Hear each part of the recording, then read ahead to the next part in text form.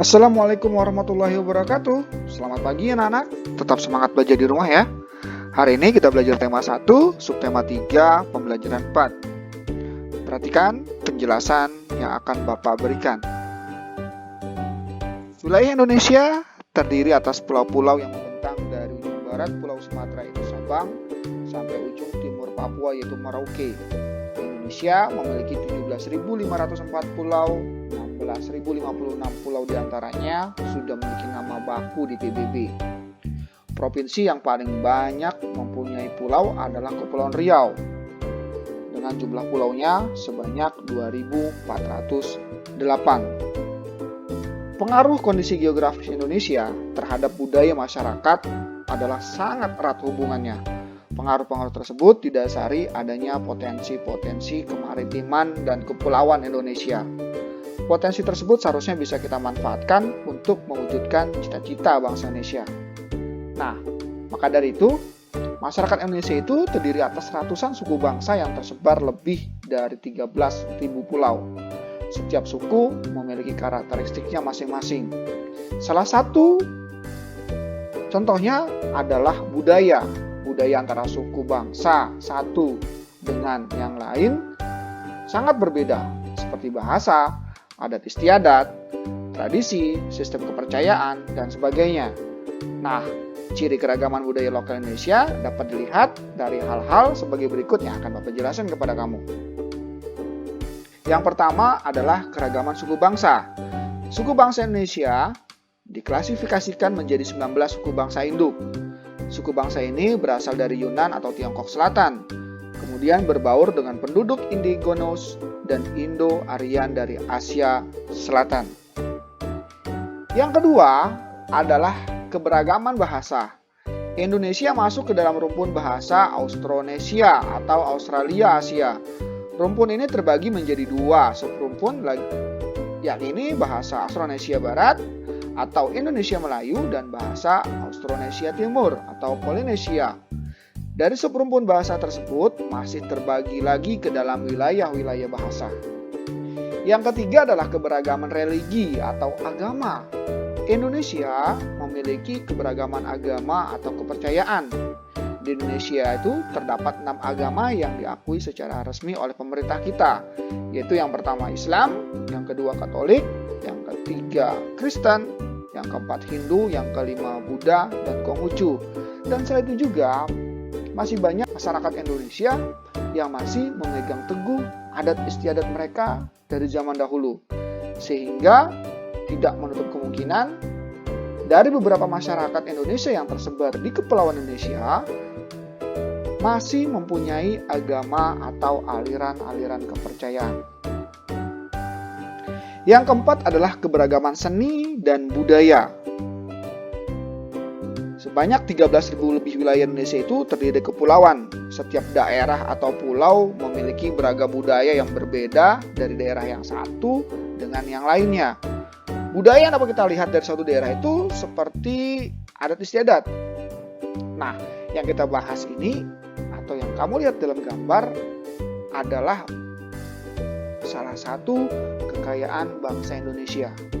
Suku bangsa yang beragam di Indonesia itu tentu menghasilkan kebudayaan yang beragam pula. Salah satu wujudnya adalah kesenian, baik seni sastra, seni tari, seni musik, seni drama atau pertunjukan, bisa juga seni rupa, dan sebagainya. Wilayah Indonesia berupa kepulauan, di mana hampir sebagian wilayah Indonesia adalah perairan, sehingga laut dan sungai merupakan jalur strategis sebagai sarana transportasi untuk menghubungkan pulau yang satu dengan pulau yang lainnya.